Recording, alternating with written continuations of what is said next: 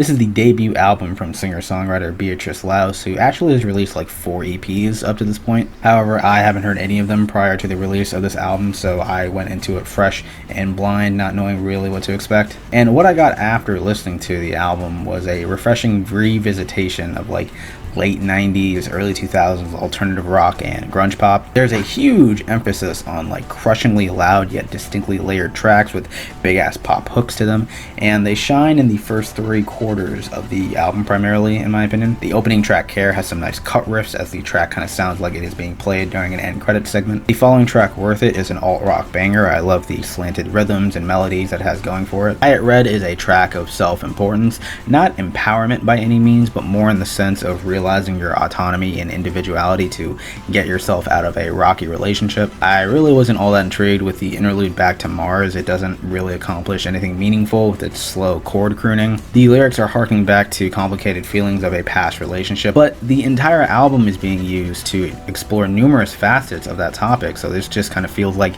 needless excess. Charlie Brown seems to be a track about being in a bad place mentally.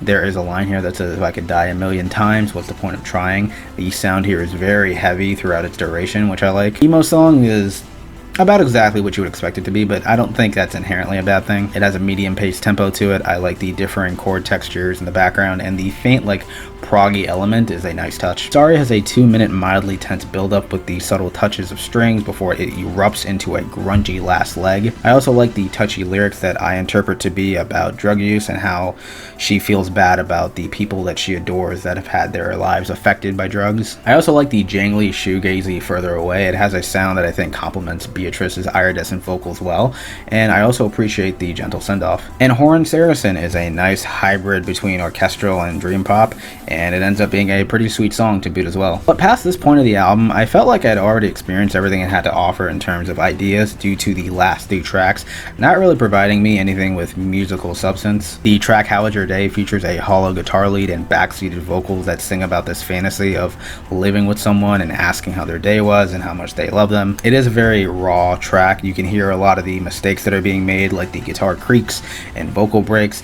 It is intentional, which I think adds to the intimacy factor of the track, but I personally just didn't get a whole lot out of it. And the final 2 tracks, Together and Yoshimi Forest Magdalene, are tracks that just don't have that spark of intrigue, production, or melodic wise. Though I appreciate their sentiments, especially the closer where Beatrice is naming her future children after Flaming Lips albums and Forrest Gump. I thought it was sweet. Overall, I think this is a solid album from a very young artist. She has some firm foundations and strong roots of influence, though she could benefit from branching her sound out just a bit to keep things fresh on future projects. But I am definitely interested with what she tries next. Those are my thoughts. What are yours? Let me know down below, and I will see you in the next video. I'd give it a